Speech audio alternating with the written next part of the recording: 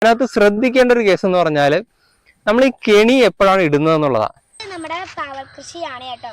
അപ്പം ഈ പാവൽ കൃഷിയിൽ നമ്മൾ ചെറിയൊരു പാവലൊക്കെ ഉണ്ടായിട്ടൊക്കെ ഉണ്ട്.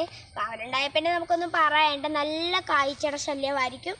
അപ്പം ഹായ് നമസ്കാരം, പുതിയൊരു വീഡിയോയിലേക്ക് സ്വാഗതം. ഇന്ന് നമ്മൾ പറയാൻ പോകുന്നത് ഈ പന്തൽ കൃഷിയെ കുറിച്ചാണ്. പന്തൽ കൃഷിയിൽ ഇപ്പം ഞാൻ നിൽക്കുന്ന ഒരു പാവൽ തോട്ടത്തിലാണ്. ഈ പന്തൽ കൃഷിയിൽ മെയിനായിട്ട് ഏറ്റവും അധികം ശ്രദ്ധിക്കേണ്ട ഒരു കാര്യത്തെ പറ്റിയാണ് നമ്മളിന്ന് പറയുന്നത്. അത് പന്തൽ ഇപ്പൊ പാവലാവട്ടെ, പടവലമാവട്ടെ, പീച്ചിലാവട്ടെ, കുക്കുമ്പർ ആവട്ടെ, ഇതുപോലുള്ള സാധനങ്ങൾ കായായി കഴിയുമ്പോൾ അതിനകത്ത് ഒരു ഈച്ച വന്നിരിക്കും.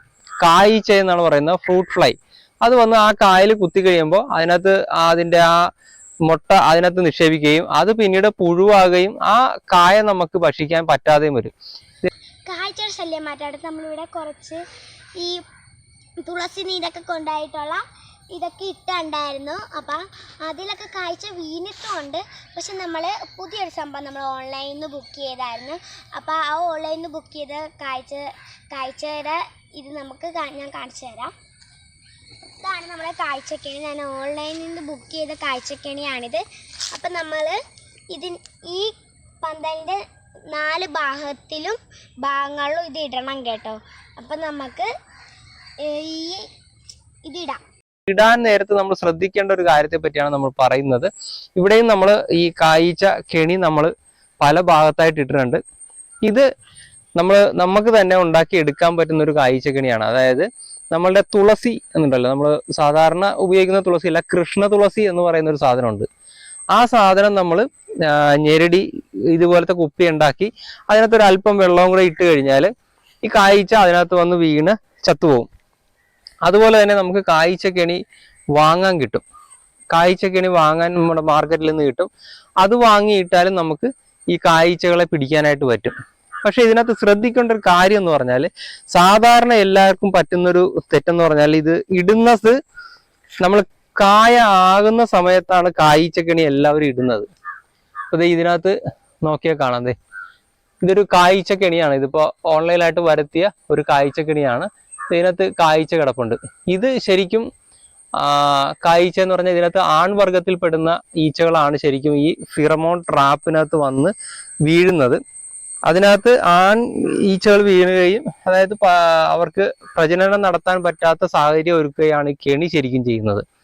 അപ്പൊ അതിനകത്ത് ശ്രദ്ധിക്കേണ്ട ഒരു കേസ് എന്ന് പറഞ്ഞാൽ, നമ്മൾ ഈ കെണി എപ്പോഴാണ് ഇടുന്നത് എന്നുള്ളതാണ്.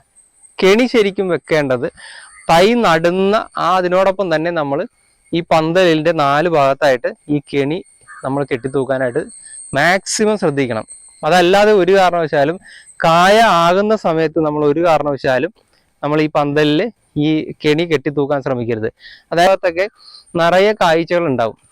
പ്രത്യേകിച്ച് മാവ്, പേരക്കയൊക്കെ ഉള്ള സ്ഥലങ്ങളാണെങ്കിൽ തീർച്ചയായിട്ടും കായ്ച്ചകൾ അവിടെ ഉണ്ടാവും. അപ്പോൾ ഈ കായ്ച്ചകളെ നമ്മൾ നേരത്തെ തന്നെ ഈ ആൺ വർഗത്തിൽപ്പെട്ട കായ്ച്ചകളെ നമ്മൾ പിടിക്കും. ഇപ്പോൾ ഇതിനകത്ത് സൂക്ഷിച്ച് നോക്കിയാൽ കാണാൻ പറ്റും ഒരു കായ്ച്ച അതിൻ്റെ പാത്രത്തിന് പുറത്ത് കറങ്ങുന്നത്. ഇവൻ ഈ ഹോളിനകത്ത് കൂടി അകത്ത് ചെന്നിട്ട് ഇതിനകത്ത് ലൂറുമായിട്ട് അതിൻ്റെ ടച്ച് വന്നു കഴിയുമ്പോൾ ഇത് ചത്തുപോവുകയാണ് ചെയ്യുന്നത്. അപ്പോൾ ഞാൻ പറഞ്ഞു വന്നത് വെച്ചാൽ, നമ്മൾ ഈ ആൺ കായ്ച്ചകളെ ശരിക്കും അതിൻ്റെ ഒരു മാസം മുമ്പ് തന്നെ നമ്മൾ ട്രാപ്പ് വെച്ച് ഇവനെ പിടിച്ചു കഴിഞ്ഞാൽ ശരിക്കും ഇതിൻ്റെ നെക്സ്റ്റ് ജനറേഷൻ ഉണ്ടാവത്തില്ല. അങ്ങനെ വരുമ്പോഴത്തേക്കും ശരിക്കും ഈ കായ്ച്ചകൾ വന്ന് നമ്മുടെ ഫ്രൂട്ടിനെ അറ്റാക്ക് ചെയ്യുന്നത് കുറയും. അതായത് മുട്ടയിടുന്നത് കുറയും. അതായത് ഇവർക്ക് അടുത്ത ജനറേഷനെ ഉണ്ടാക്കാനായിട്ട് സാധിക്കത്തില്ല. അപ്പൊ ആ ജനറേഷനെ ഉണ്ടാക്കുന്നത് തടയുക എന്നുള്ളതാണ് ശരിക്കും നമ്മൾ ഈ കായ്ച്ച കെണിയിലൂടെ നമ്മൾ നടത്തുന്ന ഒരു പ്രക്രിയ എന്ന് പറയുന്നത്. അപ്പൊ അതിന് നമ്മൾ ശ്രദ്ധിക്കേണ്ട ഒരു കേസ്, ശരിക്കും നമ്മളെ വിത്തിടുന്ന സമയം തന്നെ ഈ കായ്ച്ചയുടെ കെണി നമ്മൾ ഈ 4 ഭാഗത്തും കെട്ടി ഇടാനായിട്ട് ശ്രദ്ധിക്കുക. അപ്പോൾ കായാകുന്ന സമയത്ത് കംപ്ലീറ്റ് ആയിട്ട് നമുക്ക് ഇതിനെ കൺട്രോൾ ചെയ്യാനായിട്ട് പറ്റും. ഇനി നമ്മൾ ഈ കായ ആവുന്ന സമയത്താണ് ഇത് ഇടുന്നതെന്ന് വെച്ചാൽ, നമ്മുടെ ഇതിൻ്റെ ഈ ചുറ്റുവട്ടത്തുള്ള ഇപ്പൊ ഇത് ബാക്കിയുള്ള സ്ഥലങ്ങളിലൊന്നും കൃഷി ചെയ്തിട്ടില്ല. ഈ ബാക്കിയുള്ള സ്ഥലത്തുള്ള കായ്ച്ചകൾ കൂടെ ഈ പന്തലിലേക്ക് വരികയും കുറേയൊക്കെ ഇതിനകത്ത് നമ്മൾ ഈ ട്രാപ്പിനകത്ത് വീഴും. ട്രാപ്പിനകത്ത് വീഴാത്തത് മുഴുവൻ നമ്മളുടെ ഈ കായകളെ കൊത്തി നശിപ്പിക്കുകയും ചെയ്യും. അപ്പോൾ അത് നമുക്ക് വലിയ നഷ്ടം ഉണ്ടാക്കും. അത് സാധാരണ ആരും ചെയ്യാത്തൊരു കേസാണ്. ഇത് നിങ്ങൾ പ്രധാനമായിട്ട് ശ്രദ്ധിക്കണം. കായ്ച്ചക്കണി ഇടേണ്ടത് നമ്മൾ വിത്തിടുന്നത് അല്ലെങ്കിൽ തൈ കുത്തുന്ന സമയത്ത് തന്നെ കായ്ച്ചക്കണി ഇടാനായിട്ട് മാക്സിമം ശ്രദ്ധിക്കുക. അതിനുശേഷം നമ്മൾ കായ ആകുന്ന സമയത്ത് ഈ ട്രാപ്പുകളെല്ലാം അഴിച്ച് നമ്മൾ പന്തലിൽ നിന്ന് ഒരു 3-4 മീറ്റർ അകലത്തേക്ക് മാറ്റി പല സ്ഥലങ്ങളിലേക്ക് മാറ്റി പന്തലുമായിട്ട് ഒരു ടച്ചും വരാത്ത സ്ഥലത്തേക്ക് മാറ്റി ഇടാനായിട്ട് എല്ലാവരും ശ്രദ്ധിക്കണം. അങ്ങനെ വരുമ്പോഴത്തേക്കും നമുക്ക് കായ്ച്ചയുടെ അറ്റാക്കിൽ നിന്ന് നമ്മളുടെ ഈ കായകളെ നമുക്ക് സംരക്ഷിക്കാൻ പറ്റും. അതല്ല എന്നുണ്ടെങ്കിൽ തീർച്ചയായിട്ടും നമ്മുടെ വിളവിൻ്റെ ഒരു 50% ഈ കായ്ച്ച കൊണ്ടുപോകും. അത് വളരെ വലിയ രീതിയിൽ നമുക്ക് നഷ്ടം സംഭവിക്കാനായിട്ട് ഇടയാക്കും. അപ്പൊ ഇത് കൂടാതെ നമുക്ക് ഈ കായ്ച്ചയെ ആകർഷിക്കാനായിട്ട് പറ്റുന്ന ഒരു സാധനമാണ് ഈ മഞ്ഞ കളറിലുള്ള ഫ്ലവർ. ഇതുപോലെ ബന്ദി പോലെ മഞ്ഞ കളറുള്ള ഏത് ഫ്ലവർ നമുക്ക് ഈ നമ്മൾ വെക്കുന്ന ഈ തോട്ടത്തിന് ചുറ്റും വെച്ച് പിടിപ്പിക്കാം. അതൊരു നാച്ചുറൽ ബാരിയർ ആയിട്ട് അത് നിൽക്കും. അപ്പോൾ തീർച്ചയായിട്ടും നമുക്ക് അതുപോലെയൊക്കെ ചെയ്തു കഴിഞ്ഞാലും തീർച്ചയായിട്ടും കായ്ച്ചകളുടെ ആക്രമണത്തിൽ നിന്ന് നമ്മൾ പ്രധാനമായിട്ട് ചെയ്യുന്ന വിളയെ സംരക്ഷിക്കാനായിട്ട് പറ്റും. അപ്പോൾ ഇതുമൊക്കെ നമുക്ക് തോട്ടത്തിന് ചുറ്റും വെച്ച് പിടിപ്പിക്കുന്നത് നല്ല കാര്യമാണ്. അപ്പോൾ അടുത്ത ഒരു വീഡിയോ ആയിട്ട് കാണുന്നവരെ ഗുഡ് ബൈ.